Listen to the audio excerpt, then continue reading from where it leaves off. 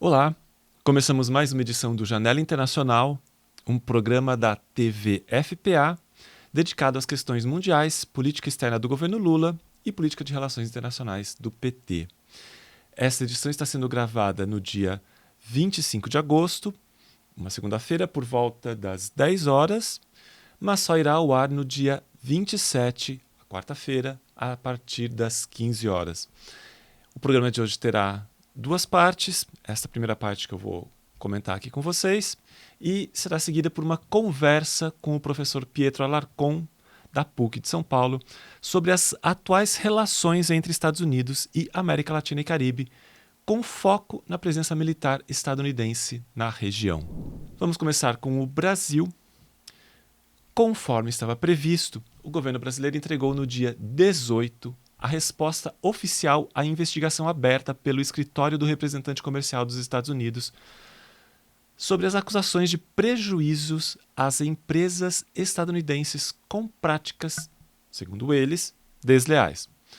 O documento do Brasil negou a adoção de medidas discriminatórias, injustificáveis ou restritivas ao comércio com os Estados Unidos, defendeu o PIX e contestou a legitimidade do processo, afirmando que não há base jurídica ou factual para ele.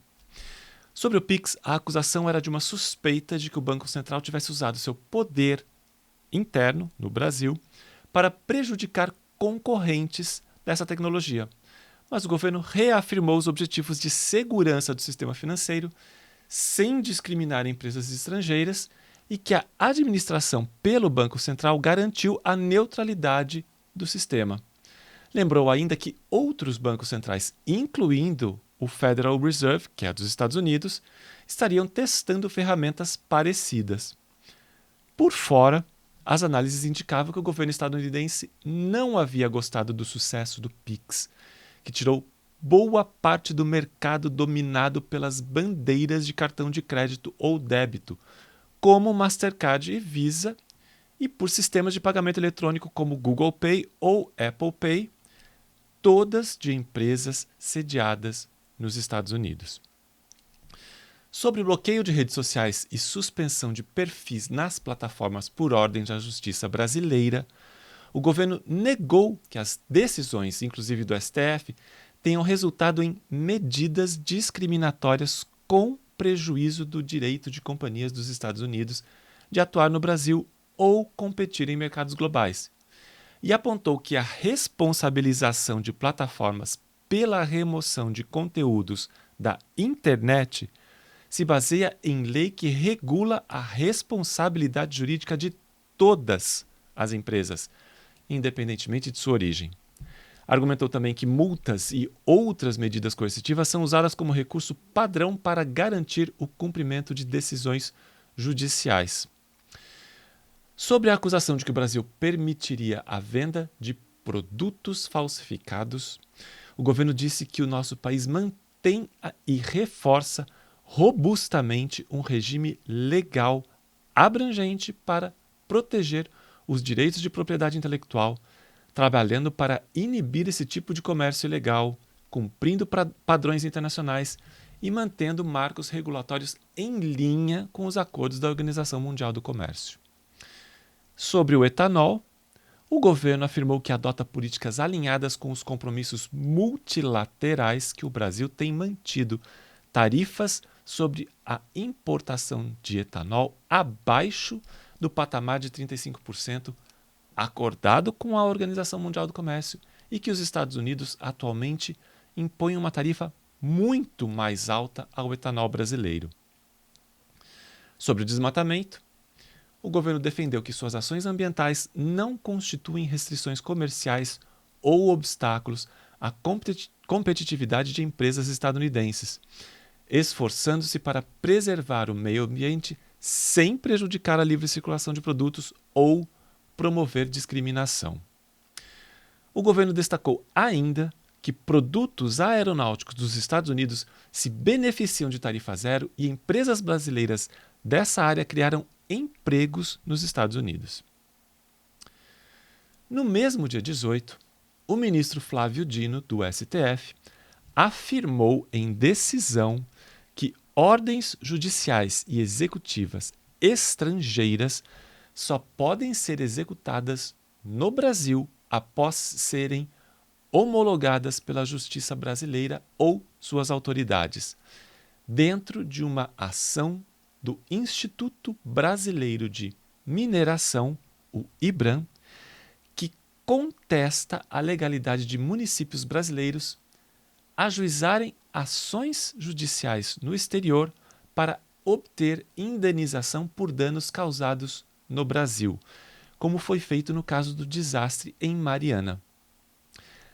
Esta ação surgiu contra a tentativa de alguns municípios mineiros ajuizarem a Samarco, empresa ligada ao desastre de Mariana e controlada pela brasileira Vale e pela anglo-australiana BHP Billiton, que foi contestada na justiça britânica, pedindo uma indenização maior do que a estipulada em um acordo feito no Brasil.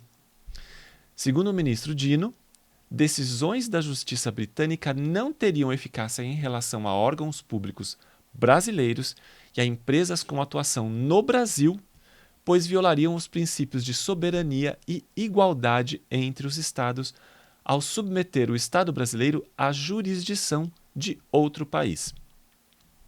Ele afirma: tais fundamentos e comandos, revestidos de efeito erga omnes, ou contra todos, e vinculante, incidem sobre a controvérsia retratada nestes autos e em todas as demais em que jurisdição estrangeira ou outro órgão de Estado estrangeiro pretende impor no território nacional atos unilaterais por sobre a autoridade dos órgãos de soberania do Brasil.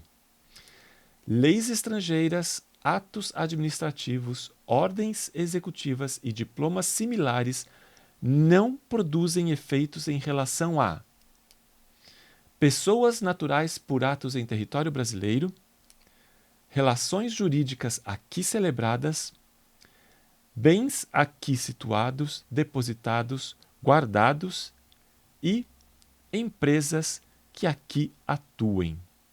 Mesmo sem mencionar a Lei Magnitsky, usada pelos Estados Unidos para sancionar o ministro Alexandre de Moraes, essa decisão de Dino foi vista por analistas como possível defesa contra os efeitos extraterritoriais da Lei Magnitsky, que tem gerado certa controvérsia junto aos bancos brasileiros ante a possibilidade de que a Casa Branca estenda as sanções a esses bancos que mantenham ativas as contas de Moraes e tenham operações nos Estados Unidos ou usem as bandeiras Visa e Mastercard.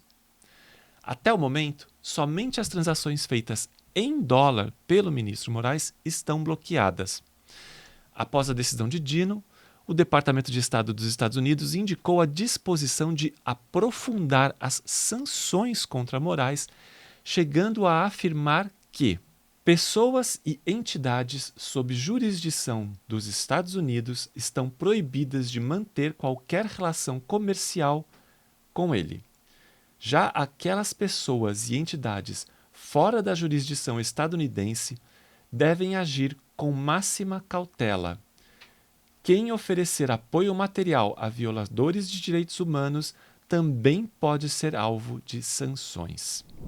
O presidente russo, Vladimir Putin, fez uma chamada telefônica para Lula no dia 18 de agosto para informar sobre os resultados do encontro com Donald Trump no dia 15, durante a cúpula no Alasca. Segundo nota do Palácio do Planalto, Putin avaliou a reunião como positiva e reconheceu o envolvimento do Brasil com o Grupo de Amigos da Paz, iniciativa conjunta com a China. Por sua vez, o presidente Lula agradeceu e reafirmou o apoio do Brasil a todos os esforços que conduzam a uma solução pacífica para o conflito.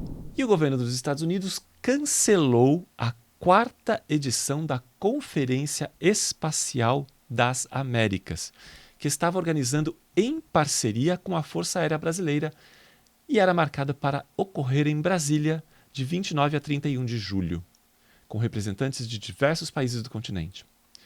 O objetivo do encontro era ampliar a cooperação espacial nas áreas militar, econômica, de telecomunicações, pesquisa e navegação. Apesar de uma justificativa formal, o cancelamento foi interpretado como mais um reflexo da crise entre os governos nos dois países.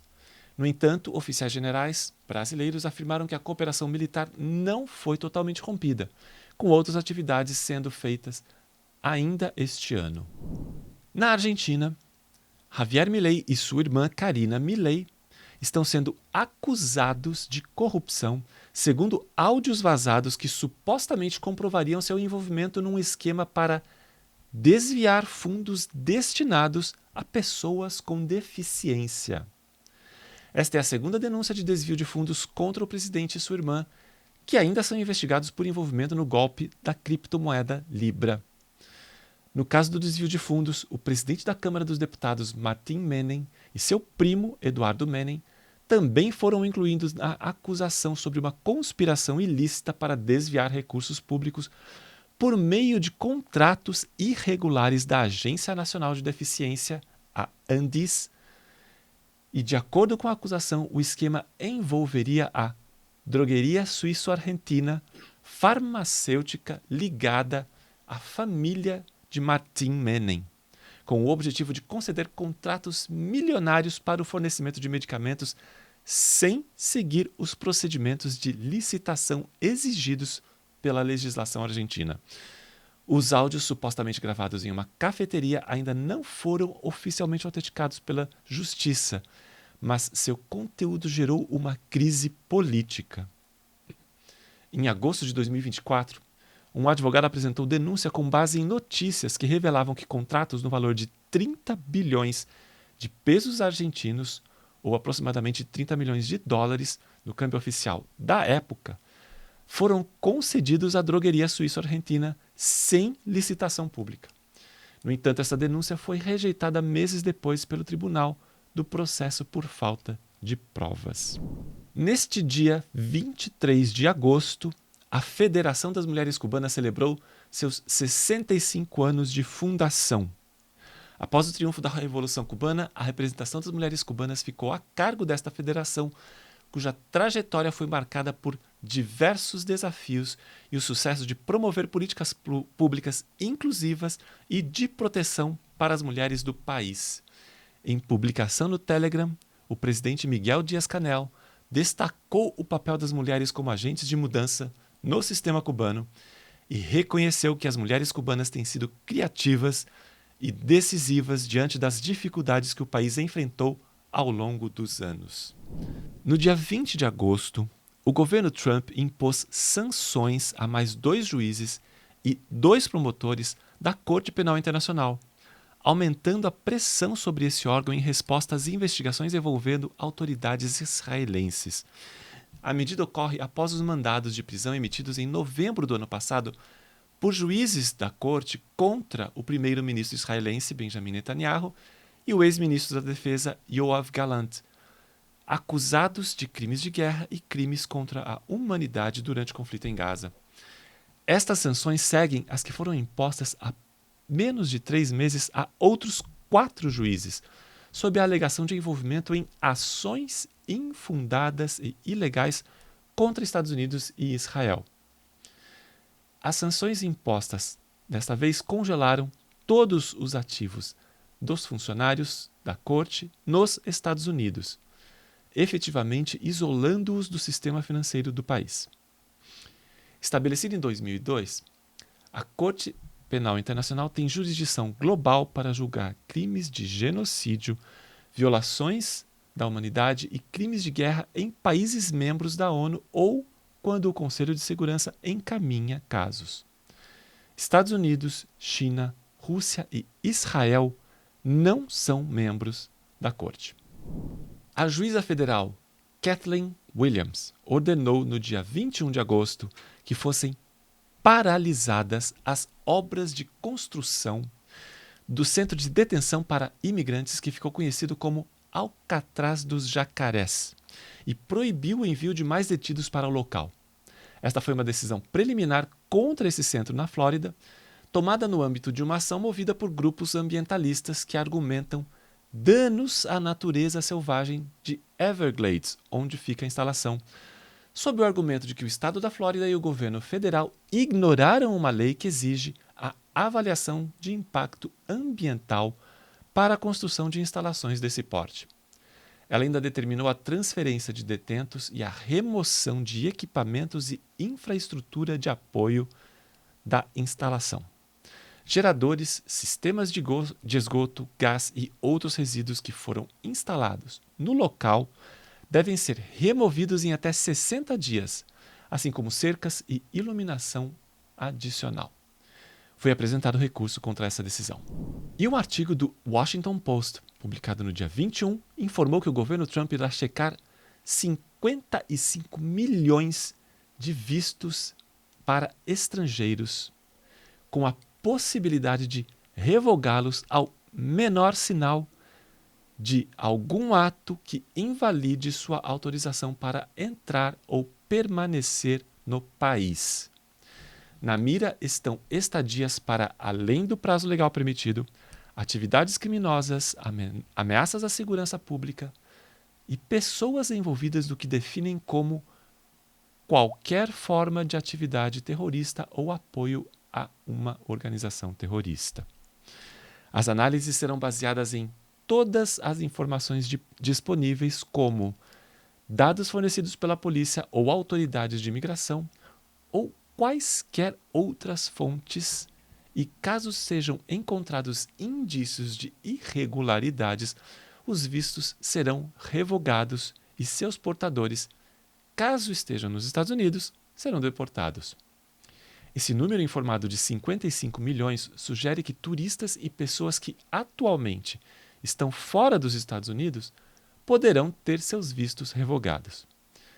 Dentre as possíveis fontes para estas pesquisas, as autoridades disseram que a checagem incluirá varreduras em todas as contas de redes sociais de portadores de visto, registros policiais e de imigração em seus países de origem, bem como serão consideradas quaisquer violações da lei dos Estados Unidos enquanto estiverem no país. Também valerá para dados passados, presentes e futuros. E quem quiser solicitar um visto terá que desativar as configurações de privacidade em celulares e outros dispositivos eletrônicos ou aplicativos quando comparecer a uma entrevista. Na Venezuela, em resposta às ameaças dos Estados Unidos e à presença militar desse país no sul do Mar do Caribe, o presidente Nicolás Maduro anunciou no dia 18 de agosto a mobilização de 4,5 milhões de milicianos. As milícias são um grupo criado pelo ex-presidente Hugo Chávez e são compostas por aproximadamente 5 milhões de reservistas, principalmente civis. Maduro também prometeu mísseis e fuzis para agricultores e classe trabalhadora. Alegando combate aos cartéis de drogas latino-americanos, o governo Trump determinou na semana passada o envio de um esquadrão anfíbio para o local, além das forças que já haviam sido deslocadas. Para especialistas, essas forças especiais oferecem flexibilidade para evacuações, missões de precisão e projeção de força, mas dependem de objetivos políticos claros. Até o momento, a análise predominante é de que a presença militar funciona como instrumento de pressão tanto contra atividades ilícitas na região quanto contra o governo Maduro, o que eleva a tensão nessa área rica em petróleo. Até o momento, nenhuma agência de segurança estadunidense apresentou evidências sólidas sobre as supostas operações do Cartel dos Sóis, que, segundo Washington, operaria em território venezuelano. E no dia 22, o Escritório das Nações Unidas sobre Drogas e Crime publicou o Relatório Mundial sobre Drogas de 2025, com dados que contrariam a visão dos Estados Unidos sobre o papel da Venezuela no tráfico de drogas internacional. De acordo com os dados analisados, a maior parte, ou 87% dos narcóticos, é transportada pelo Pacífico colombiano e equatoriano, enquanto apenas 5% do fluxo tenta atravessar o território venezuelano. O mesmo relatório não menciona o Cartel dos Sóis e reitera que os Estados Unidos são o maior mercado consumidor de drogas ilícitas, alertando para a crise no país de uso de opioides sintéticos. Também informa que os problemas relacionados ao tráfico de drogas estão mais concentrados nos Estados Unidos, México, Colômbia e Equador, que parecem ser centros críticos de produção, tráfico e consumo de drogas, ao mesmo tempo que identifica esses países como focos de lavagem de dinheiro, tráfico de armas e violência consolidada de gangues criminosas. Na Ásia, o ministro das Relações Exteriores chinês Wang Yi foi a Nova Delhi, capital da Índia, para uma visita oficial de 2 dias e encontrar-se com o primeiro-ministro indiano Narendra Modi, para tratar de questões bilaterais estratégicas entre os dois países. Uma disputa territorial de longa data entre China e Índia persiste em diversos pontos da fronteira comum, desde a Caxemira a oeste até Arunachal Pradesh a leste. Em maio de 2020, houve confronto entre ambas as forças militares na região de Ladakh, que resultou no aumento da presença militar na área.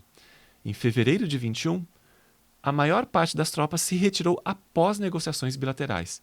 Em setembro de 2022, Índia e China concordaram com uma nova retirada de tropas. E no final de outubro de 2024, os dois países coordenaram patrulhas ao longo da linha de controle de fato na região, o que marcou um avanço no controle das tensões. No dia 18 de agosto, membros do Hamas anunciaram seu acordo com uma proposta de cessar-fogo de 60 dias com Israel, que incluiria a devolução de metade dos reféns mantidos em Gaza e a libertação por Israel de prisioneiros palestinos. E esse acordo veio após negociações entre Hamas e autoridades do Catar e do Egito. E até o momento dessa gravação não havia uma resposta do governo israelense. O primeiro-ministro Benjamin Netanyahu tem sofrido pressão mundial e interna por um acordo após anunciar a ampliação da ofensiva sobre a cidade de Gaza, para tomar o controle de toda a região e evacuar os palestinos à força. Na última rodada de negociações indiretas de cessar-fogo, Israel disse que concordaria em cessar as hostilidades se todos os reféns fossem libertados e o Hamas depusesse as armas, mas o grupo rejeitou esta exigência até que um Estado palestino fosse estabelecido. Na cidade de Gaza, muitos palestinos também têm convocado protestos para exigir o fim de uma guerra que destruiu grande parte do território e para que o Hamas intensifique as negociações para evitar a ofensiva terrestre israelense. Temendo uma iminente invasão, milhares de palestinos deixaram suas casas em várias áreas da cidade. Enquanto isso, o ministro da Defesa israelense, Israel Katz, aprovou no dia 20 o plano para capturar a cidade de Gaza e ordenou a convocação de 60 mil reservistas para participar da operação. Ele também anunciou os preparativos para uma evacuação humanitária da população da cidade, o que quer que isso signifique. As famílias dos reféns israelenses têm pressionado cada vez mais o governo por medo dos riscos que a intensificação da guerra representa para os reféns ainda vivos. Tudo isso ocorre enquanto o Comitê de Revisão da Fome, um grupo independente de segurança alimentar apoiado pela ONU, confirmou oficialmente no dia 22 a situação de fome total na faixa de Gaza. A organização ainda lembra a Israel que, como potência ocupante, tem a obrigação de garantir alimentos e suprimentos médicos à população. O comissário-geral da Agência das Nações Unidas de Assistência aos Refugiados da Palestina no Oriente Próximo, ou UNRWA, comentou que a fome é uma medida intencional provocada pelo governo de Israel. Já o secretário-geral da ONU, Antônio Guterres, escreveu em suas redes: justamente quando parece não haver mais palavras para descrever o inferno que Gaza está vivenciando, uma nova palavra foi adicionada: fome. Isso não é um mistério, é um desastre causado pelo homem, uma acusação moral e uma falha da própria humanidade. Pessoas estão morrendo de fome, crianças estão morrendo, e aqueles que têm o dever de agir estão falhando em fazê-lo. Como potência ocupante, Israel tem obrigações inequívocas perante o direito internacional, incluindo o dever de garantir alimentos e suprimentos médicos para a população. Não podemos permitir que esta situação continue impunemente. E no dia 18 de agosto, o presidente ucraniano Volodymyr Zelensky e os principais líderes europeus se encontraram com Donald Trump na Casa Branca, após a cúpula da semana anterior com Trump e Vladimir Putin no Alasca, quando Putin rejeitou a ideia de um cessar-fogo antes de um acordo de paz abrangente e chamou pela entrega de territórios no leste da Ucrânia em troca do congelamento da linha de frente em outras regiões. Desta vez, as interações entre Trump e Zelensky foram mais calorosas do que durante o encontro de fevereiro. As análises apontam para essas principais conclusões. 1. Trump disse que Estados Unidos apoiariam a Europa na proteção da Ucrânia como parte de um acordo para encerrar a guerra com a Rússia, mas também disse que o apoio à Ucrânia continuaria independentemente do resultado das negociações. Posteriormente, Zelensky disse a repórteres que a Ucrânia havia se oferecido para comprar cerca de 90 bilhões em armas dos Estados Unidos. Outro ponto. Zelensky apoiou a realização de eleições na Ucrânia desde que em condições seguras. Terceiro ponto.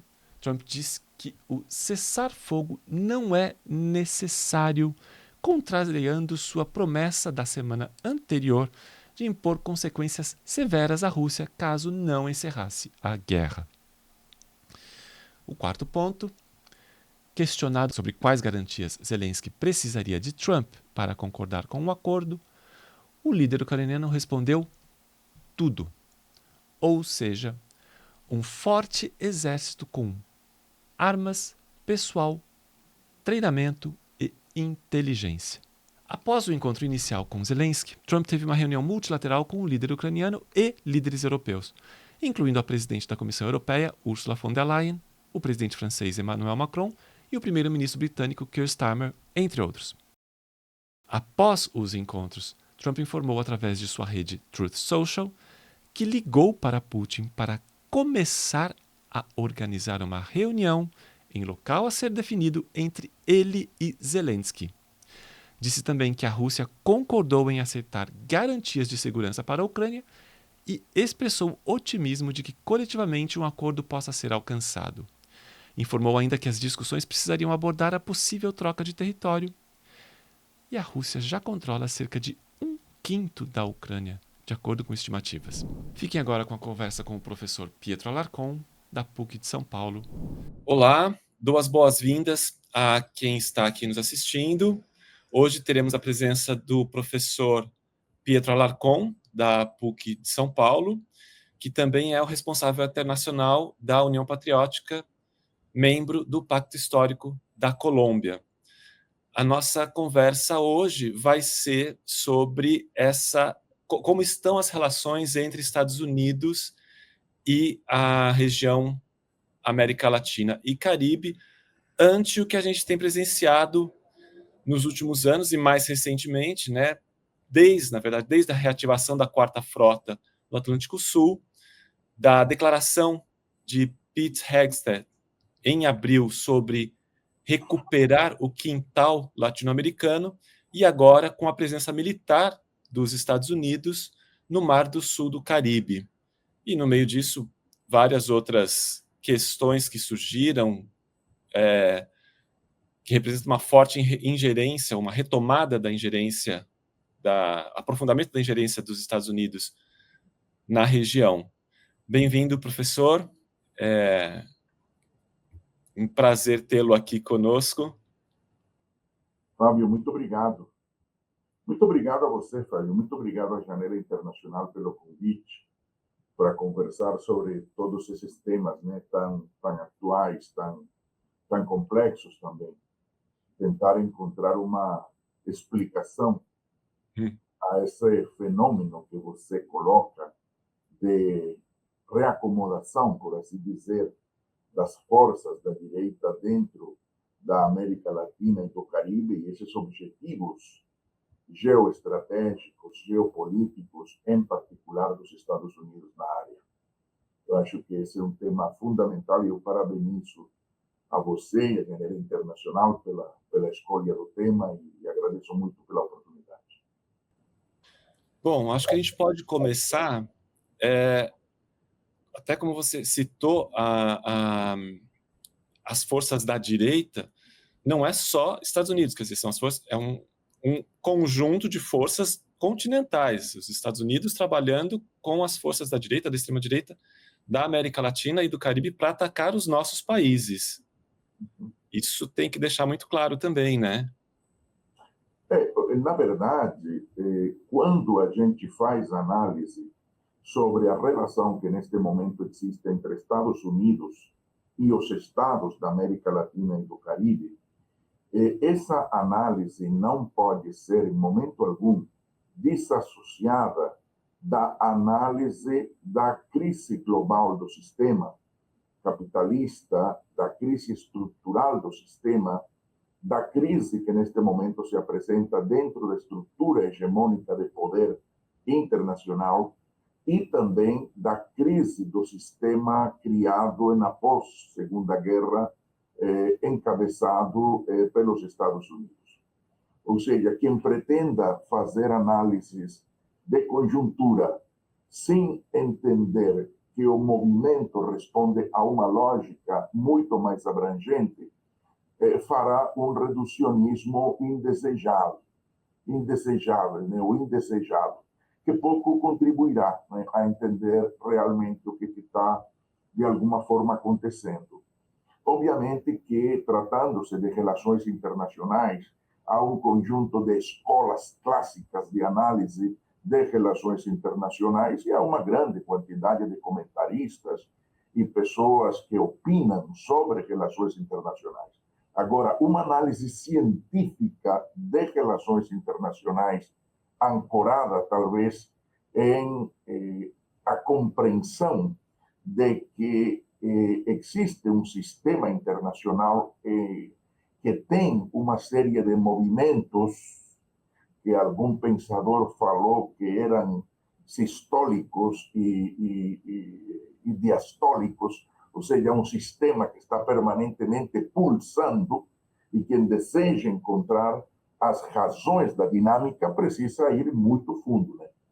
Então, eu começaria para fazer essa caracterização dizendo que, dentro desse cenário global, há uma virada muito significativa, talvez uma recomposição dentro do conjunto das forças, do conjunto dos estados no campo internacional. Por que eu digo isso? Bom, em particular, em alguns países, nós temos um ascenso da extrema-direita, ou seja, vozes de extrema-direita que têm conseguido se organizar a partir de um discurso que tenta se posicionar por cima da direita tradicional, por cima das propostas objetivas da esquerda, ancorada fundamentalmente esta proposta ultradireita na xenofobia, em valores conservadores de retorno a algumas ideias como o patrioterismo, não o patriotismo, o patrioterismo, né? Um nacionalismo ultrapassado, trasnochado, à margem, digamos, dos melhores valores nacionais construídos pelos povos, né?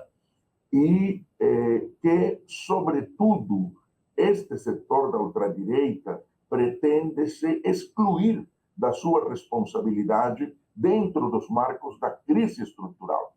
E, com isso, retirando essa responsabilidade com um discurso no qual se posicionam como salvadores do sistema e no meio dessa crise, cria e fortalece a imagem de candidatos messiânicos, né?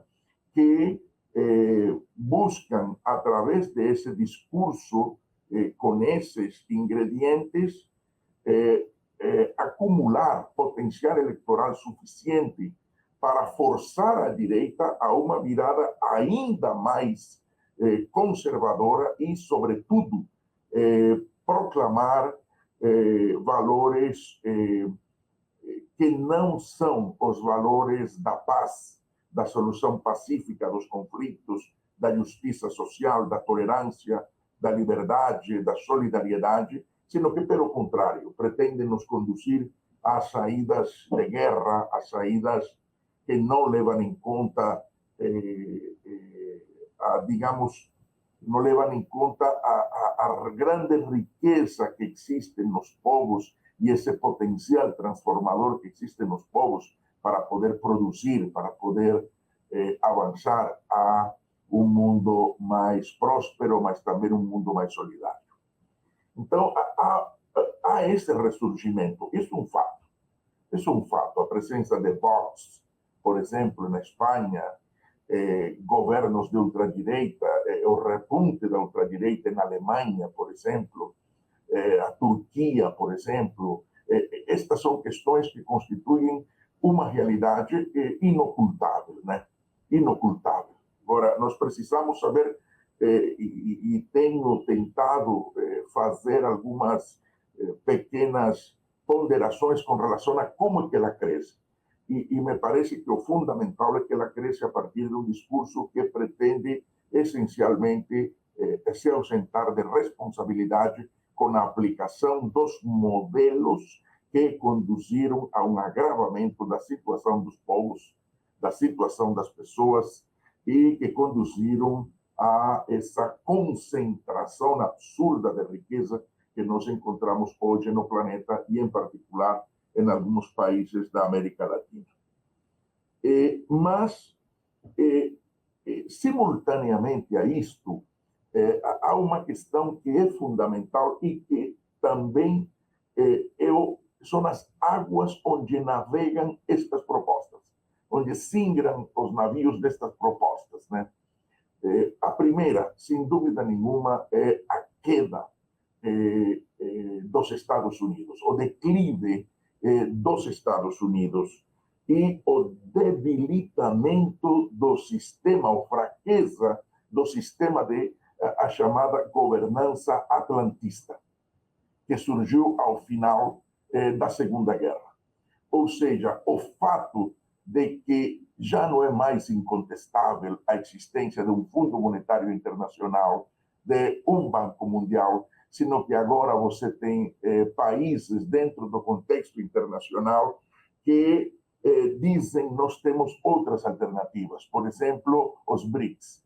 E há um banco de desenvolvimento com potencialidade e com capacidade para dizer nossa única possibilidade não é o Fundo Monetário Internacional e o Banco Mundial, podemos fazer apostas diferentes com taxas comerciais muito melhores para nós, que favorecem nosso desenvolvimento e que não comprometem a nossa soberania e a partir das quais nós podemos gerar dinâmicas de integração para a redução da dependência externa com relação àqueles que tradicionalmente têm nos imposto um modelo hegemônico de domínio da nossa economia e, com consequência, da nossa política.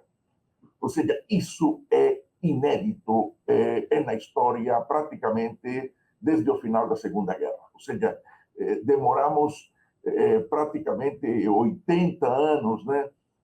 E passaram-se todo um conjunto de elementos para que tivéssemos condições, como sociedade internacional, de fazer com que alguns países tivessem o potencial necessário para realizar estas propostas e a capacidade de alicerçar um cenário geoeconômico e geopolítico diferente, no qual alguns países de América Latina, como o Brasil, por exemplo, faz parte, e alguns outros países, como Colômbia, passam, então, a serem associados ou coassociados, né, a partir de algumas modalidades de empréstimo, e outros países também procuram se abrir espaço dentro dessa nova estrutura.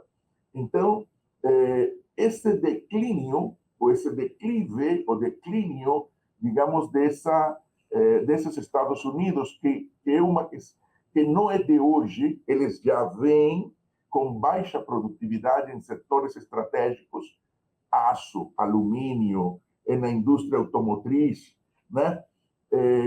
E a necessidade de uma transição energética que precisa de recursos que na América Latina se encontram, lítio, cobre, etc., e que somente é possível que os Estados Unidos tenham acesso através de uma política muito agressiva de ameaça, né?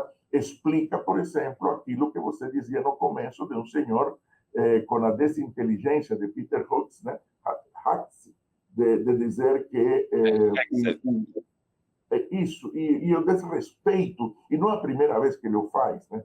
Ele, em vários lugares do mundo, em vários na Europa, ele falou também sobre a necessidade de retomar o domínio sobre a América Latina. Só que, em Europa, ele complementou isso com uma frase muito interessante, né? Ele falou que ninguém tenha dúvida, o inimigo estratégico dos Estados Unidos é a República Popular da China. Então, essas palavras unidas, né, em momentos diferentes, já denotam, né, qual é um pouco o clima e a orientação da política externa dos Estados Unidos neste momento. E o outro elemento, eu diria, é a incapacidade que tem a Organização das Nações Unidas de conter agressões, né? Digamos, o fracasso, por assim dizer, e até é um pouco complicado que eu diga isso, tendo em vista que incluso sou professor em faculdade de Direito, mas eu não posso me furtar de dizer uma questão que talvez seja um pouco incômoda, o descaso que há com o direito internacional público, com o direito internacional humanitário, com tudo aquilo que de bom tem sido construído para poder reduzir o impacto da guerra, se não digamos, se o direito não conseguiu, como disciplina, acabar com a guerra, pelo menos através das convenções de Genebra, existiam todo um conjunto de dispositivos para poder conter o impacto da guerra. Mas o que nós estamos observando hoje é uma agressão que supera os limites da tolerância internacional, supera os limites da dignidade, supera os limites daquilo que tradicionalmente estamos acostumados a ver, e um genocídio acontece ante os nossos olhos. Isso, e eu digo, e eu sou talvez um pouco, por assim dizer, Fábio, um pouco elegante, e não precisaria ser-lo tanto. Quando digo que estamos acostumados a violações de direitos humanos, é porque estamos acostumados a isso. O olho nosso se acostumou a ver violência e violações à dignidade humana. Só que o que acontece em Gaza é superior a tudo aquilo. E o que incomoda, e o que realmente indigna, e o que nos deixa um sabor extremamente, digamos, azedo, é a incapacidade da Organização das Nações Unidas, por exemplo, e da sociedade internacional para poder conter aquilo que está aos nossos olhos passando. Os níveis de reação ainda são muito débeis.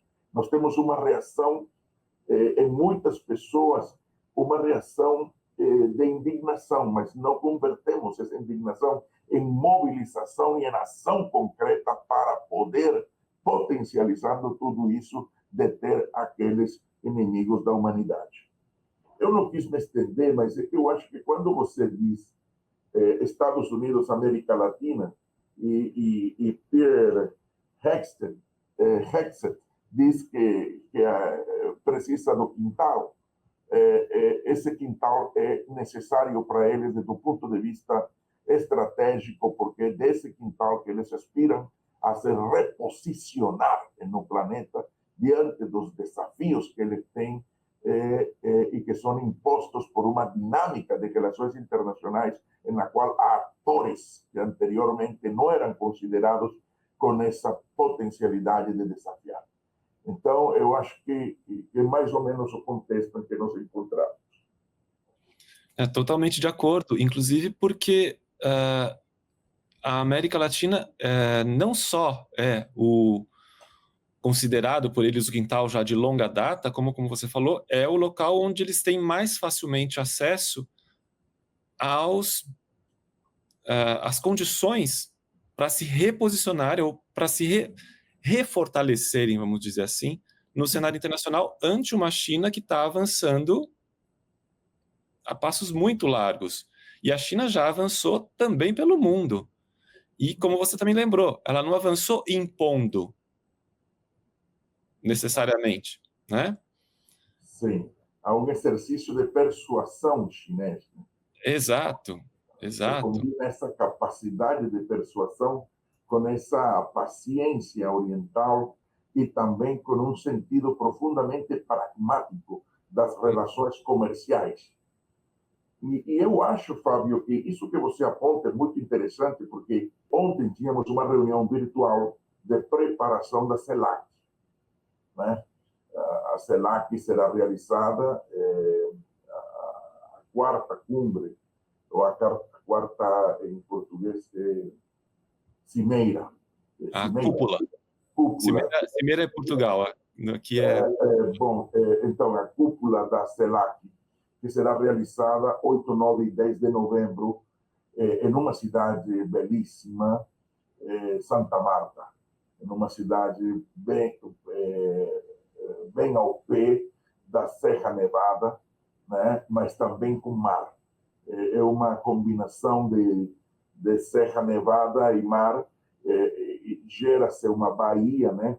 Que na Colômbia a gente costuma dizer, talvez de maneira um pouco fanista, mas quem chegue lá e veja, talvez até se convença que é a baía mais linda de América, a Baía de Santa Marta. Enfim, mas por que me chama a atenção isso que vos decís, que tu dizes, que tu apontas? Porque ontem falávamos um pouco sobre o diálogo que haverá entre os países da CELAC com a União Europeia. Ou seja, é uma maneira da gente realizar um diálogo muito mais direto com a União Europeia. E são diálogos que já vêm em América Latina da União Europeia e Caribe com a União Europeia. A União Europeia, por exemplo, fez um acordo birregional, né? Um acordo birregional com alguns países da CELAC, fez um acordo com o Mercosul, fez um acordo com o México, né? A União Europeia vem sentindo que Estados Unidos não é um aliado muito fiel nesta etapa, né? Que há um proteccionismo com o qual eles não contavam necessariamente. Alguns países foram forçados, né, a realizar alguns acordos com os Estados Unidos e eles também precisam se reincorporar no marco da transição energética em uma condição relativamente favorável, né? Então, perante essa proposta agressiva dos Estados Unidos, a conversação com a União Europeia é fundamental no intuito não somente de captar modificações ou mudanças de mero estilo na negociação, que talvez não sejam tão agressivas, não exclusivamente isso, sino o fato de que entre a conversa com a União Europeia nos coloca num sentido que para os Estados Unidos é negativo, ou seja, o machuca. A conversa nossa com a União Europeia, muito embora dentro da União Europeia nós tenhamos distâncias com relação a propostas e questões, para os Estados Unidos é negativo. Por quê? Porque quebra essa lógica de bilateralidade que eles desejam ter neste momento da história a partir dessa lógica de Trump, de sustentar, né, essa imposição econômica, militar e comercial. Então, o diálogo é fundamental e a CELAC, realizada em Santa Marta, na Colômbia, se coloca como um elemento importantíssimo dentro desse conjunto, digamos, de movimentos que vêm sendo realizados para poder quebrar um pouco a força com a qual vem esse, digamos, tranquilamente, a força com a qual vem o império. O império. Trump se coloca, de fato, como o império. Então, é preciso que... Eu acho que Lula faz muito bem quando diz você não é um imperador. Acho que há que entender bem o que Lula quer dizer com isso. Porque acho que o Lula trabalha há muito tempo, metaforicamente, né? E ele nos está enviando uma mensagem dizendo está na hora de barrar e falar de imperialismo. Está na hora de retomar uma expressão leninista, imperialismo, né? E de nos contrapor a essas táticas imperiais, né? Eu acho que Lenin, imperialismo, fase superior do capitalismo, é uma questão que nós vamos ter que reler, né? E compreender, obviamente, uma leitura atualizada, né? À luz deste nosso contexto, mas eu acho que Lula tem uma compreensão muito elevada, por assim dizer, de todo esse contexto e não tem dado passos, digamos, retóricos. Tem sido extremamente pontual e extremamente comedido na caracterização do que são as relações de um país como o Brasil, né, com relação a Estados Unidos, a partir particularmente da agressão econômica dos Estados Unidos contra o Brasil por conta do tarifaço. E aí, aproveitando de novo a palavra que você usou, imperialismo. A política de Trump é baseada em grande medida pré-Primeira Guerra. Ele cita presidentes de antes da Primeira Guerra, ou daquela época, quer dizer, políticas necessariamente mercantilistas, imperialistas, né? Então, tem tudo a ver com esse movimento, inclusive no próprio Estados Unidos, o movimento No Kings, né? Sim, não, sim. não, sem reis, não há reis. Não, é fundamental que a gente entenda um pouco isso. E Fábio, tem coisas interessantíssimas, né? Por exemplo, a maneira como os grandes meios de comunicação se esforçam por, digamos, por ocultar a maneira como dentro dos próprios Estados Unidos há uma contradição, uma ebulição de contradições, há um confronto cada vez mais direto contra essas políticas, né, encampadas pelo Trump. Então, acho que há uma reação dos Estados Unidos que em um tempo atingiu um certo ápice, ela prossegue e está sendo ocultada, né, pela grande mídia, né? Pela grande mídia. Há contestações diárias ao que está acontecendo em Gaza e a maneira como se expressa essa política dos Estados Unidos. Entre outras coisas, Fábio, porque Trump retoma a lógica do inimigo interno e a aplica nos próprios Estados Unidos. é uma política mafiosa de bons e maus, nos quais o migrante latino-americano e caribenho é colocado como o centro, não somente da responsabilização da crise, mas como alguém não desejado dentro de um projeto de sociedade dos Estados Unidos, que contraditoriamente é um país de migrantes e criado, né, resultado, fruto da migração, né? Uma migração extremamente violenta que aniquilou povos originários nos Estados Unidos, né?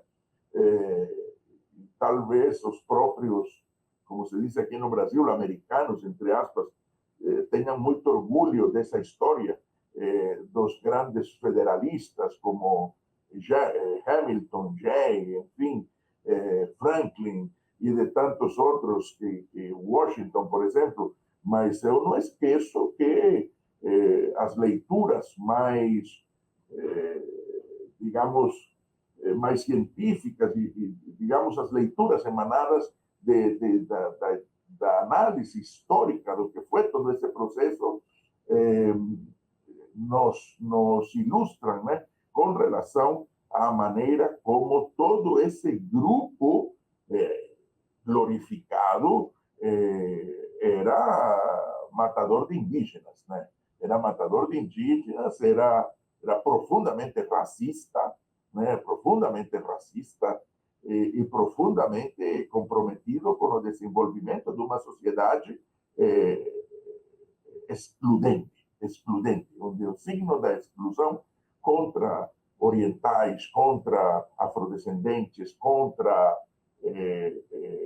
indígenas em geral, contra os povos originários, era um fator determinante para eles. Portanto, hoje se retoma essa ideia, né, de exclusão, né, a partir da consideração de que o migrante é, de fato, né, um inimigo interno que merece ser maltratado, deportado, extraditado, enfim, tudo aquilo que nós já conhecemos. Eu acho que vale a pena que a gente reflita talvez mais um pouco sobre essa questão, na qual a migração é diretamente associada com a criminalidade, com o narcotráfico, com tudo aquilo que, digamos, constitui atividade delinquencial, né, dentro do próprio Estados Unidos. E aí, voltando aí um pouco o tema, você mencionou a migração, você considera que essa perseguição aos migrantes, e muito fortemente migrantes latino-americanos e caribenhos, tem a ver com essa visão de dominação da América Latina? Você colocaria uma fixação aí? Eu acho que há uma questão que é fundamental compreender uma questão. A maneira como, para o capitalismo, a migração como fenômeno é um fator que deve ser aproveitado ou descartado conforme os seus ciclos de desenvolvimento. Ou seja, para o capitalismo, a generosidade migratória ou a rejeição migratória depende da maneira como o ciclo capitalista está em curso. E para os Estados Unidos conseguir, desde a lógica dos setores do Partido Republicano e os setores da indústria que estão comprometidos hoje com Trump e que fazem parte do governo de Trump, redinamizar a economia a partir do sujeito nacional, inclusive como uma forma de angariar ou de ter um capital político cativo nos Estados Unidos é fundamental. Isso faz parte da sua recomposição como império, da sua recomposição como império. E isso não é novo na história, não é novo na história. Quando você, por exemplo, lê textos sobre o direito romano e sobre a maneira como os romanos construíram seu império, tiveram os romanos em várias passagens, né? Nós estamos falando de uma época de capitalismo, mas digamos que é possível fazer uma analogia sobre a forma como eles impediam, por exemplo, a entrada dos metecos, dos estrangeiros, né? A palavra estrangeiro vem de extra gens, né? Gente que vem do exterior, gens é gente, né? Extra gens, a palavra extra significa, em inglês, é plus, né? É aquilo que está demais, né? Então, estrangeiro é a gente que não é nossa, que está demais, né? Então, esse conceito de estrangeiro, muito bem burilado pelos romanos, tinha um fundamento geoeconômico, certo? Com quem vem aqui e o que faz, né? Com quem se relaciona, como contribui. Podemos falar de um inimigo estrangeiro no nosso interior, né? E estes estrangeiros era muito melhor que saíssem de Roma, né? E que fossem submetidos via guerra para serem escravizados do que serem pessoas que estavam dentro de Roma participando das atividades comerciais. Ou seja, era muito melhor escravizar que tê-los aí dentro. Então, o melhor é você forçar para fora, né, que uma guerra virá. Era um pouco a lógica dos imperadores e todos eles serão tornados escravos, né? Amanhã, mais tarde, comercializarão aquilo que nós desejamos que comercializem. Senão você vai criando uma força econômica externa que aos poucos vai minando o nosso comércio local. Os romanos têm muito, né, digamos, foram um império, né? E como todo império, pereceram, né? E assim como disse alguém, né? Todo império perecerá e com os Estados Unidos vai acontecer, é questão de tempo, né? Mas por enquanto as análises nos reportam ao fato de que se trata, né, a migração de um inimigo interno e de ir barrando o ingresso, ir barrando o ingresso de maneira a ir gerando sociedades nacionais nas quais a migração não seja uma alternativa para a crise, senão que se constitua em algo extremamente cruel. A migração, quando é forçada pelos conflitos internos entre os países, alimentados pelas potências, se torna um fato vitimizante. Então, poderíamos falar muito sobre migração, porque há vários aspectos, várias questões. Desde a migração forçada, produz as vítimas oriundas de graves conflitos, a migração econômica, que é um modelo de migração forçada, até migração ambiental e migração por outras tantas causas, né, que nós conhecemos. O que menos nós temos hoje em termos migratórios é a migração voluntária. É a que menos nós temos, a migração voluntária. Mas o que mais temos são índices graves das outras modalidades de migração. É interessante colocar isso também dentro desse contexto dessas relações que estão aparecendo entre Estados Unidos e América Latina. O caso, ou entre outros, né? Tem o caso, por exemplo, você citou o FMI, que aparentemente a gente estava conseguindo se livrar do FMI. Agora, a Argentina está literalmente de joelhos, porque são um acordo de 40 bilhões de dólares, já foi despendido, me parece, 20 bilhões, que parece que já evaporaram. E o país fica preso ao FMI e aos ditames do FMI, que na verdade são os ditames dos Estados Unidos. Sim, claro. Quando você analisa, tem uma aula que eu não esqueço nunca, quando eu começava a minha militância política, há uns 30 anos, 40 anos atrás, né? Eu estava muito novo na Colômbia e eu escutei uma aula de um professor que incluso esteve aqui no Brasil, o Héctor Mondragón. E o Héctor, ele fazia um retrato do funcionamento do sistema econômico internacional. E ele dizia, para compreender isto é necessário entender que existe o capital industrial, o capital financeiro, o capital comercial internacional, e começava a nos falar um pouco sobre os nexos que haviam entre todos esses investimentos. Então, por exemplo, como é que eu aplico isso hoje? Vou te dar um dado que para mim é importante, que eu li por estes dias. Por exemplo, tem uma empresa, tem um grupo que se chama Berkshire Hathaway, algo assim. Berkshire Hathaway, que participa de um conglomerado financeiro que é o Warren Buffett. Né? E a notícia na Folha de São Paulo, que também apareceu reproduzida no Financial Times, enfim, era que esse grupo, Warren Buffett, aliado de Berkshire Hathaway, ele tinha comprado ações na United Health Group, ou seja, nos Estados Unidos, aquela entidade de seguros privados de saúde, né? Aquelas asseguradoras de saúde, a maior que há nos Estados Unidos. Eles controlam a saúde nos Estados Unidos, o médico que se contrata, a medicina, enfim. Só que eles, e eu ficava pensando nisso, quando eu comecei a procurar, e eles têm a maior participação. Esse Berkshire Hathaway tem a maior participação na Apple. Eu fiquei pensando no seguinte, bom, eles controlam a saúde, né?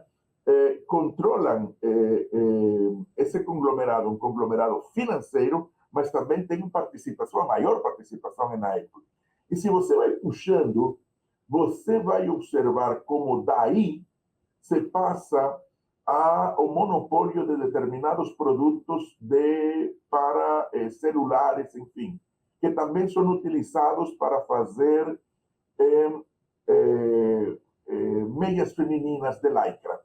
E que, de repente, com esse mesmo componente, aliado a outras tantas questões que regularmente são obtidas em países como Bolívia ou Peru, enfim, na América Latina e o Caribe, dá para produzir armas de fogo.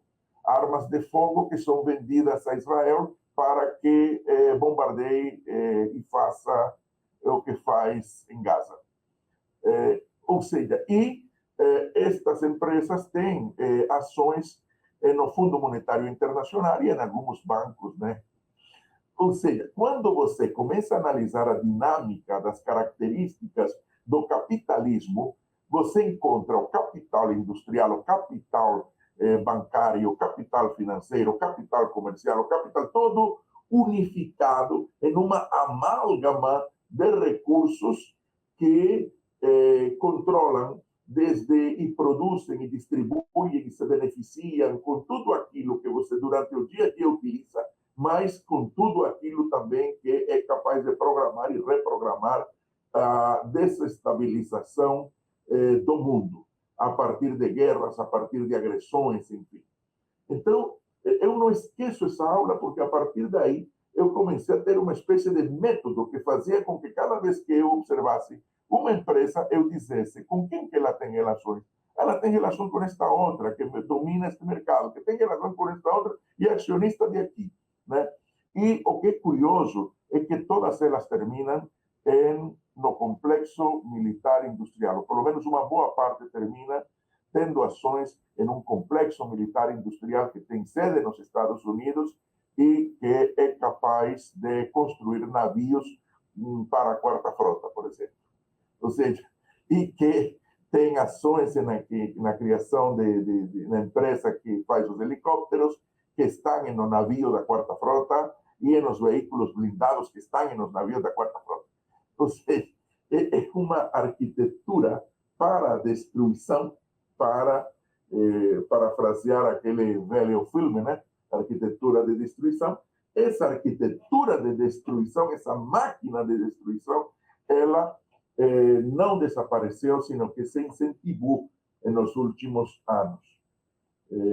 A Quarta Frota, ela foi criada em 1943, não é? Quarta Frota vem de 1943. Ela nasce nos Estados Unidos para poder conter aqueles navios alemães, né, que procuravam se ingrar aqui pela América Latina, pelo Caribe, enfim. E acabou a guerra e alguns anos depois acabou a Quarta Frota, mas a Quarta Frota, em 20 anos, 20 e poucos anos, foi reativada, né? E já não temos nazistas, ou seja, já não tem navios nazis por aqui, né? Na verdade, a Qual Quarta a Frota ameaça? é uma Qual é a intenção. ameaça, né? A gente se pergunta até hoje. Qual é a Qual a ameaça? É muito interessante isso, né? Ou seja, qual é a ameaça que a Venezuela poderia proporcionar, que o povo da Venezuela poderia proporcionar a um império, certo? Ou seja, qual é como os Estados Unidos, que sente Trump, né? Que pode se sentir de alguma forma ameaçado na segurança para o povo dos Estados Unidos, né? A presença da Venezuela, né? Se há contradições na Venezuela, que Estado nós temos? Resolvemos as contradições, né? Provavelmente o povo venezuelano vai dar a saída mais construtiva possível às suas contradições internas. Agora, a ameaça da Venezuela para Estados Unidos, se há essa ameaça, é uma ameaça que foi originada de maneira reativa. Explico por quê. Eu acho que a Venezuela poderia aplicar aquilo que se falava de Cuba em algum momento. Nós não somos inimigos dos Estados Unidos, diziam cubano em certa época. Nós adoraríamos ter relações amistosas com os Estados Unidos. E esta revolução se mantém não por causa dos Estados Unidos, sino apesar dos Estados Unidos, muito embora os Estados Unidos. Então, e nos encantaria ter boas relações com os Estados Unidos. A quem não lhe gostaria, ou a quem não gostaria de ter uma relação com um vizinho, uma relação boa com um vizinho que praticamente que está aí a poucos quilômetros? Ou seja, quem não adoraria isso, né? Então, Venezuela foi bloqueada pelos Estados Unidos, continua bloqueada pelos Estados Unidos. E qualquer análise que você deseje fazer sobre a situação de Cuba, a situação da Venezuela, a premissa é que uma sociedade é bloqueada. Se você quer fazer uma análise sobre Cuba e Venezuela, eu tenho muitas contradições com alguns analistas que já partem para analisar que a fila, que a fome, que não sei o quê, e que a migração forçada e tudo isso. Eu admito que existam estas questões, eu admito, certo? Agora, se vamos fazer uma análise de como sair da situação e de quais são as características centrais que devem ser analisadas para fazer o diagnóstico, vamos começar de uma premissa: eles estão bloqueados. Então, a primeira questão é desbloqueia e vamos ver o que dá. Desbloqueia e vamos ver o que dá, certo? Vamos ver o que acontece, né? O bloqueio é uma sanção furibunda, é uma sanção que demonstra o fracasso da política dos Estados Unidos e com relação à América Latina e o Caribe. Demonstra o fracasso por quê? Porque demonstra a falta de responsabilidade com manter a paz e a segurança internacional. É uma política fracassada em termos daquilo que aspira a humanidade, que é a paz e a autodeterminação, o desenvolvimento. Por isso é que eu acho que os Estados Unidos têm uma diplomacia extremamente fraca. A diplomacia dos Estados Unidos é fraca. E é fraca porque seu fundamento é exatamente o contrário da diplomacia. Seu fundamento é a presença militar permanente. Ou seja, se tem uma coisa que os Estados Unidos podem dizer ao mundo é que nunca tiveram uma diplomacia sobre a base da concertação, mas sobre a base da pressão. E isso não é uma diplomacia. Isso é simplesmente uma prática de julgar, de entorpecer, de obstaculizar, de não permitir ao outro expor e crescer e se desenvolver. E isso não é a essência da diplomacia, nem é o que entenderia, por exemplo, um gigante da diplomacia como Celso Amorim, ou um gigante da diplomacia no Brasil como Marco Aurélio, né? O saudoso Marco Aurélio, né? Os gigantes da diplomacia da América Latina que tanto têm contribuído para, de alguma forma, conquistar um cenário de autodeterminação. Isso. Acho que a gente pode juntar essas ideias todas nesse aprofundamento da ingerência dos Estados Unidos. Quer dizer, a questão migratória eles estão usando como arma, como contra nós, né, contra a América Latina. Voltaram a usar a questão econômica, o FMI. Estão usando a questão jurídica, que é uma, digamos, recente, que está sendo, né, na verdade, apontado aqui no Brasil, apesar da gente saber que tem uma questão econômica muito mais forte aí, a questão de frente é ajudar o Bolsonaro e também até na questão da Colômbia, né, criticar a condenação do Uribe, até isso eles fizeram numa afronta a uma decisão soberana colombiana. Sim. Né, e que está durando já. Não é um processo de agora. Os Estados Unidos são muito pouco originais. Né? Quando eu vou à Colômbia e vejo, por exemplo, escuto a declaração de Marco Rubio com relação à condenação de Uribe, eu de imediato penso em como tudo isso é idêntico à declaração dada com relação a Bolsonaro, né? E eu fico pensando, caramba, mas que pouco originais que são, né? Eles poderiam estudar mais um pouco e talvez oferecer com uma linguagem diferente, mas não, eles são muito torpes, né? Trump é extremamente retórico e sua retórica é extremamente agressiva, mas isso faz parte de algo ao qual nós precisamos prestar muita atenção na contemporaneidade, que alguns chamam de guerra cultural, né? Que é a nossa batalha ideológica, a construção das narrativas, né?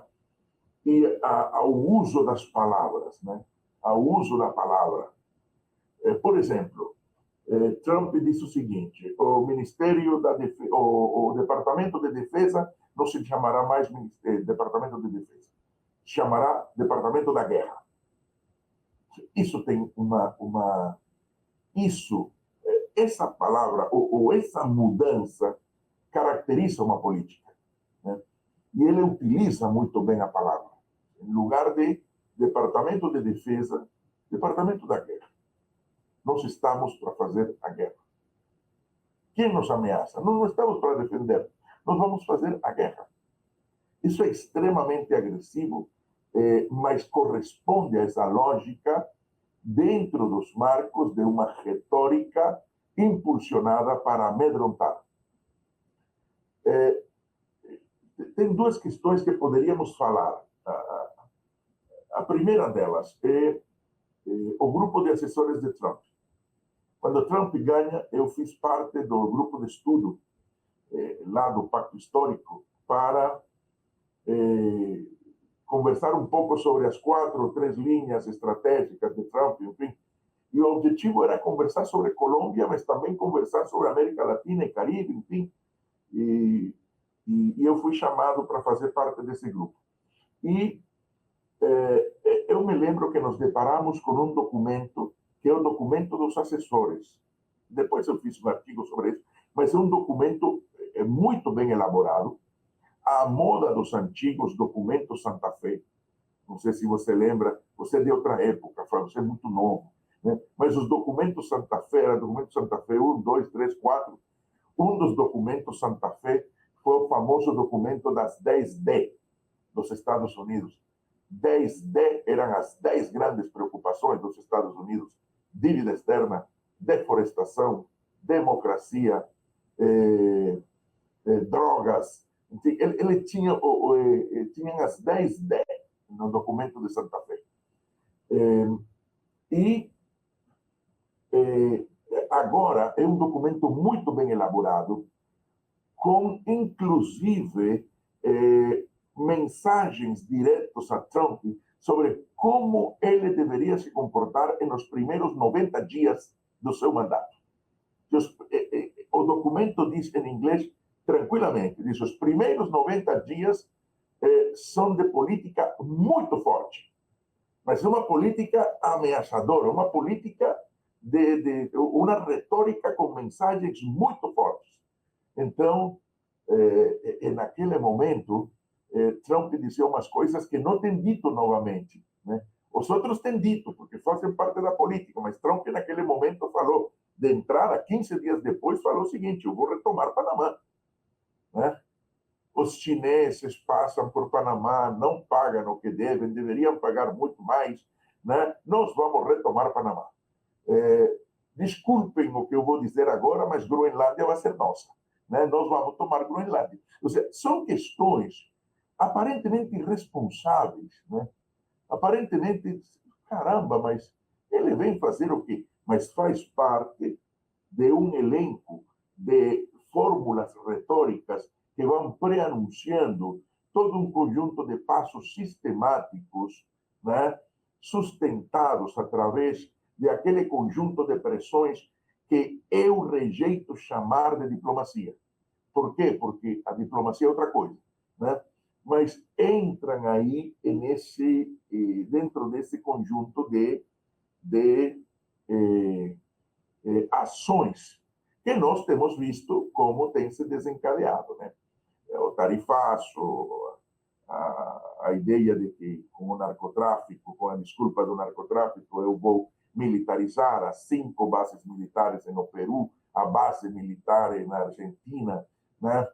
A retomada de Manta no Equador, as bases militares que nós temos na Colômbia, o projeto AUC, lá em Oceania, perto da Nova Zelândia, enfim, tudo isso configura a política externa dos Estados Unidos, desse complexo militar industrial. Neste momento, Trump cumpre um papel com essa retórica. Então, parte dessa análise sobre o comportamento do presidente e dessa retórica agressiva está explicada e faz parte de um plano muito bem arquitetado, de um projeto muito bem arquitetado de governo. E isso é fundamental que se entenda.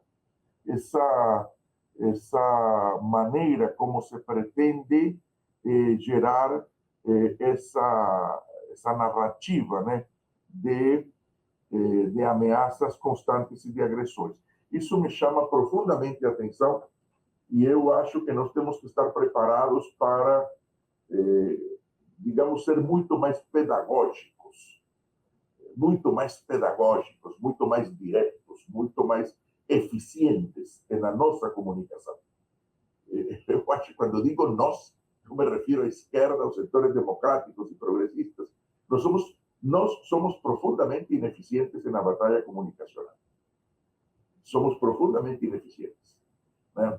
É uma questão que temos que reconhecer, e não é um problema exclusivamente de recursos, ou de que não tenhamos meios de comunicação. Não, é de que nosso discurso, né, nossa maneira de projetar nossa narrativa talvez não seja, né, ainda o que precisamos para poder ir gerando eu dizia faz pouco tempo, para tornar essa indignação em potencialidade, em ato, em potência e em ato, para poder contestar a partir dos fatos essa ação, né, tão agressiva do Império, né? Acho que vale a pena que reflitamos um pouco sobre isso, né? Interessante. Essa questão da comunicação tem sido muito explorada, porque é uma grande verdade, a gente não tem sabido lidar como eles, como a extrema-direita, como o Trump, no caso que a gente está comentando aqui, realmente não tem sabido lidar com isso. Eles têm sido muito mais eficientes. Mas, aproveitando também a ideia, não sei dizer, confirmar isso, mas aparentemente na Venezuela eles têm tido algum sucesso na questão nessa batalha da comunicação, né? Aproveitando a ideia.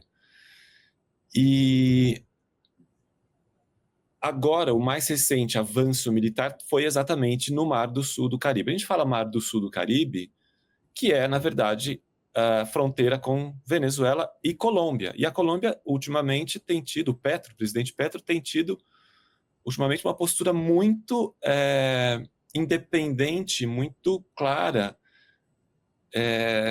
crítica ao que os Estados Unidos têm feito, a política belicista e tudo mais. Então, ele se torna um alvo também.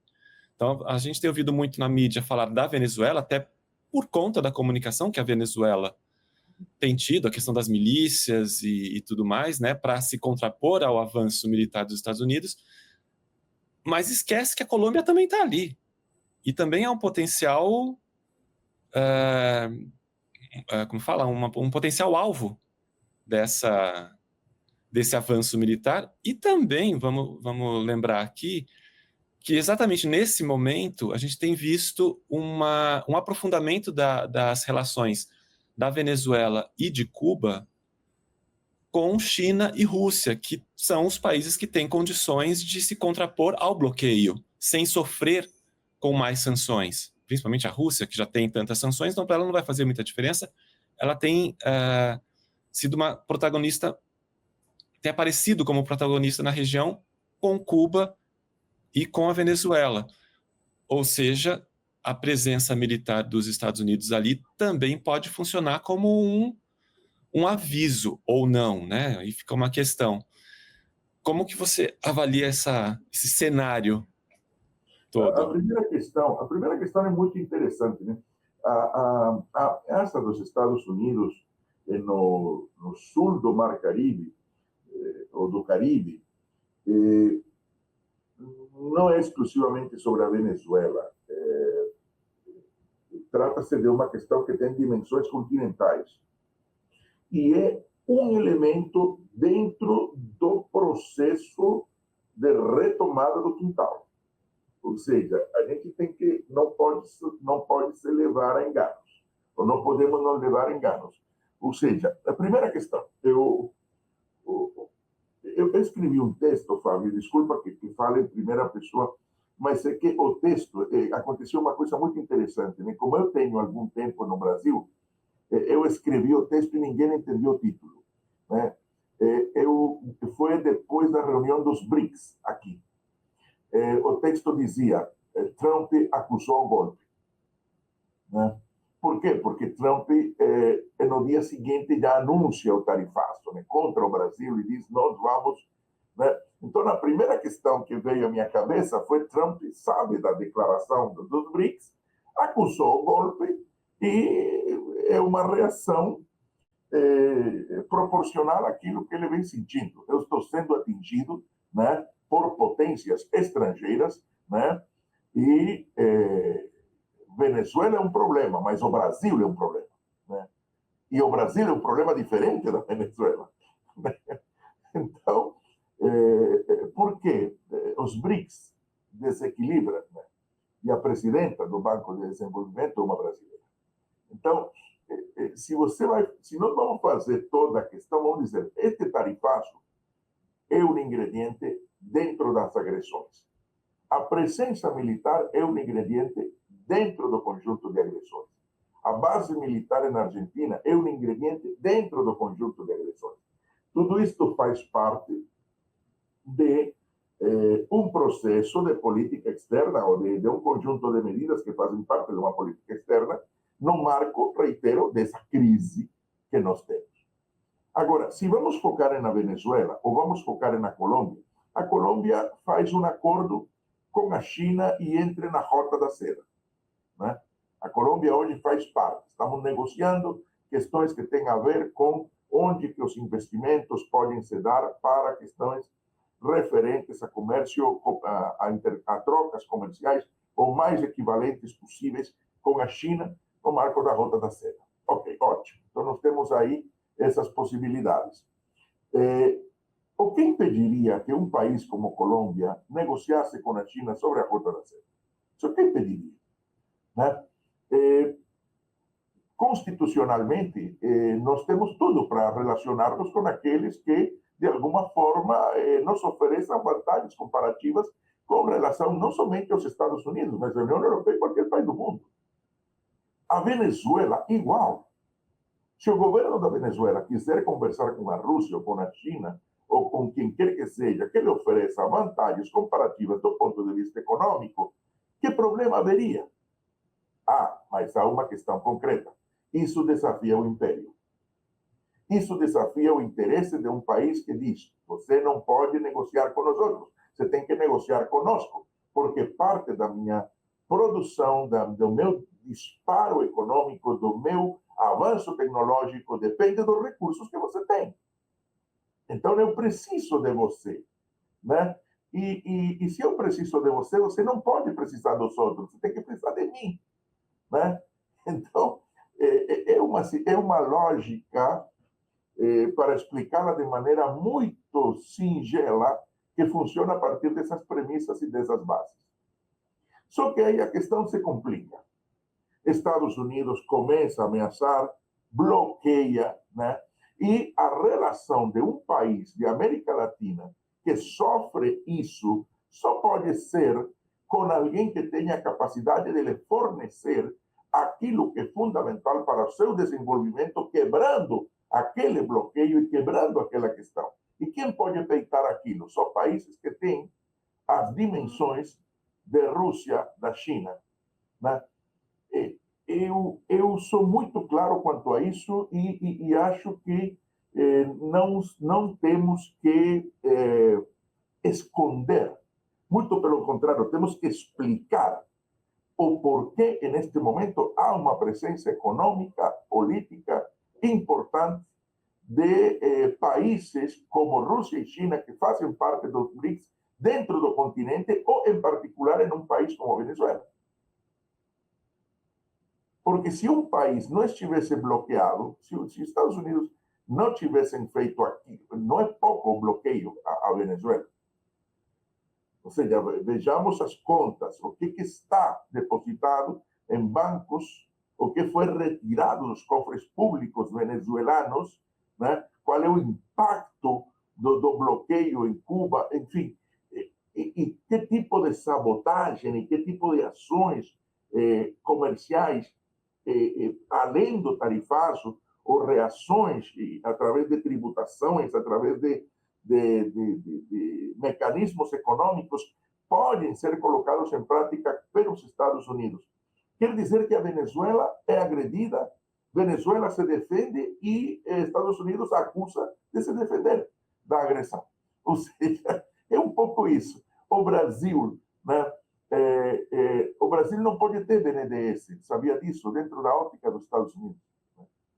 O BNDES é presidido hoje por Aloysio Mercadante. O Mercadante fez um anúncio por estes dias sobre o investimento do BNDES, do Banco Nacional de Desenvolvimento Econômico e Social, para a aquisição de ações em uma empresa que é subsidiária da Embraer para produzir helicópteros elétricos, aviões elétricos, certo?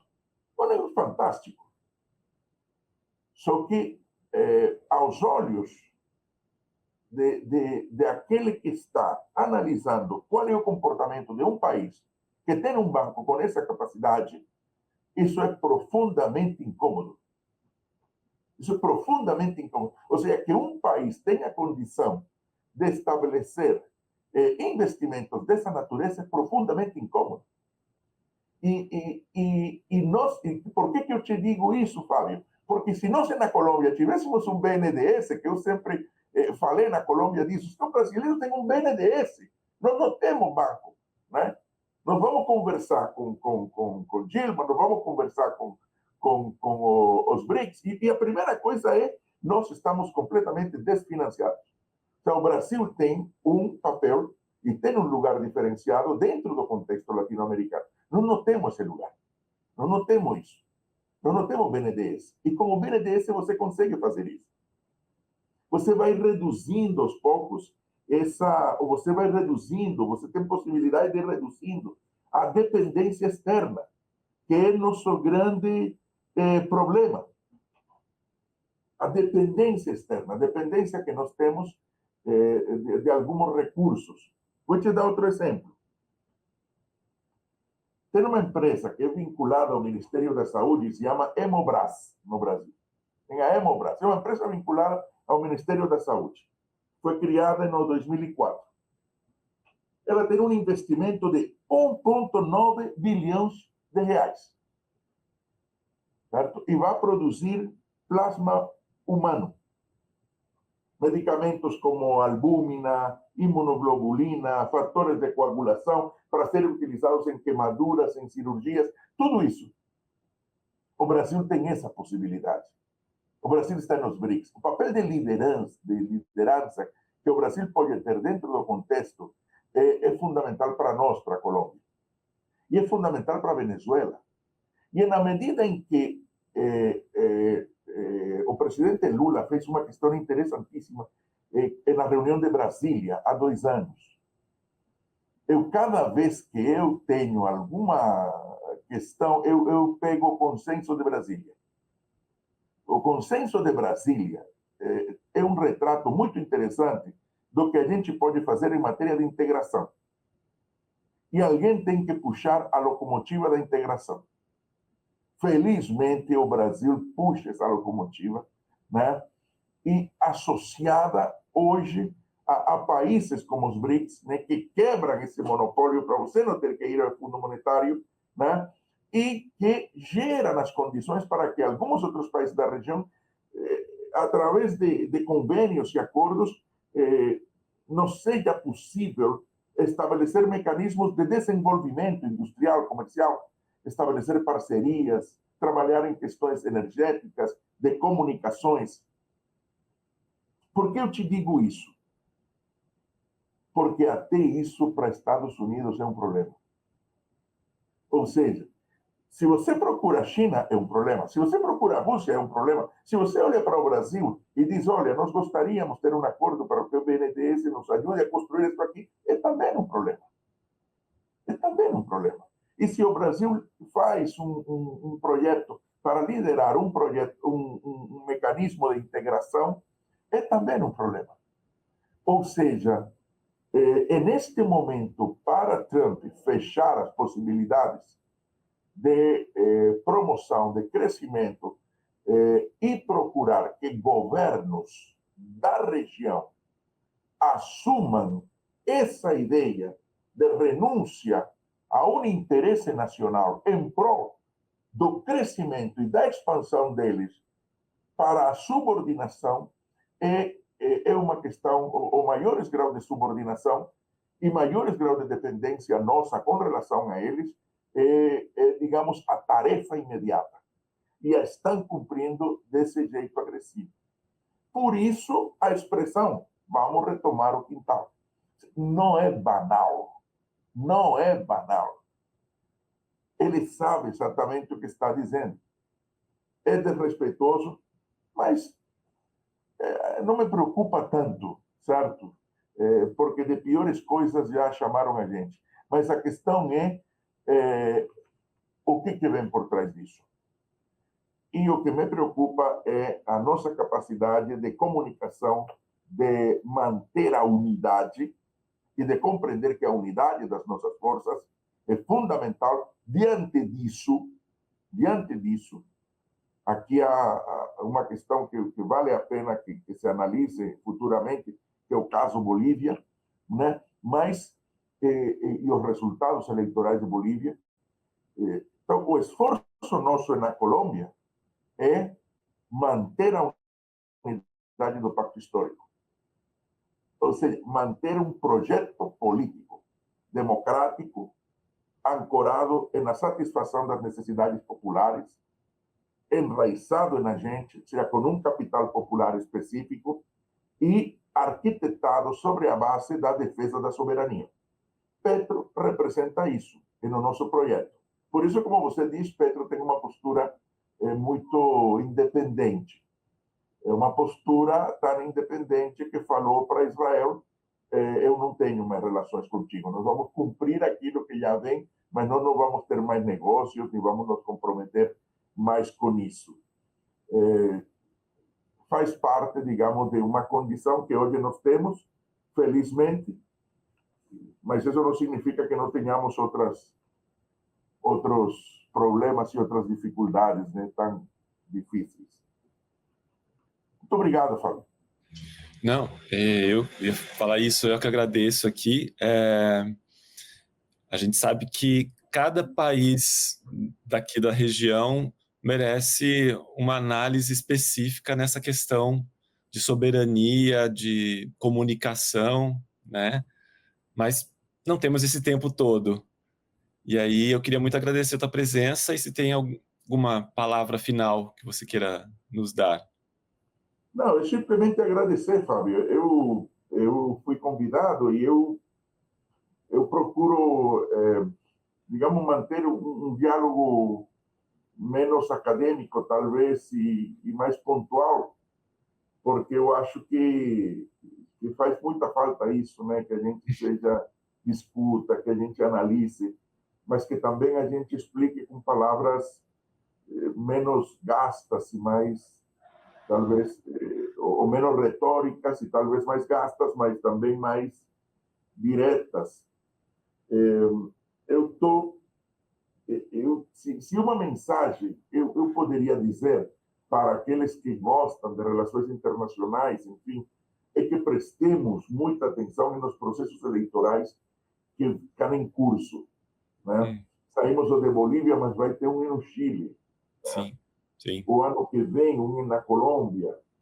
Então, vamos ter processos eleitorais no Brasil, ou seja, ainda há muito que discutir, que debater, e temos que prestar muita atenção no desenvolvimento das forças políticas, democráticas, progressistas, na sua capacidade de ser irreverentes diante daqueles desafios colocados por Trump, de mobilizar, de comunicar, de poder construir a unidade para avançar.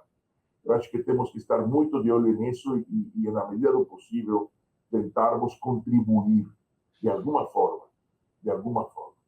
E isso é importantíssimo. E a outra coisa é não esqueçamos Palestina. Todos os dias. Todo dia. Nós temos que fazer algo pela Palestina todos os dias. Nós temos que postar algo no Facebook, no Instagram, não sei o quê, postar algo, dizer algo, elaborar uma opinião, uma comunicação, falar com alguém, enfim, porque tem uma canção de Silvio, não? De Silvio Rodrigues, que dizia: a era está parindo um coração, não pode mais, está morrendo de dor. E temos que ir correndo, pois o porvir está indo embora. Então, eu acho que é importante que a gente leve isso em consideração todos os dias. Obrigado, Fábio. Era isso. Obrigado. Um ótimo recado para quem nos está ouvindo. Vamos aqui continuar nessa luta. Muito obrigado de novo, Pietro, e agradeço quem nos assistiu. Muito obrigado. Um abraço forte. Um abraço, Pietro.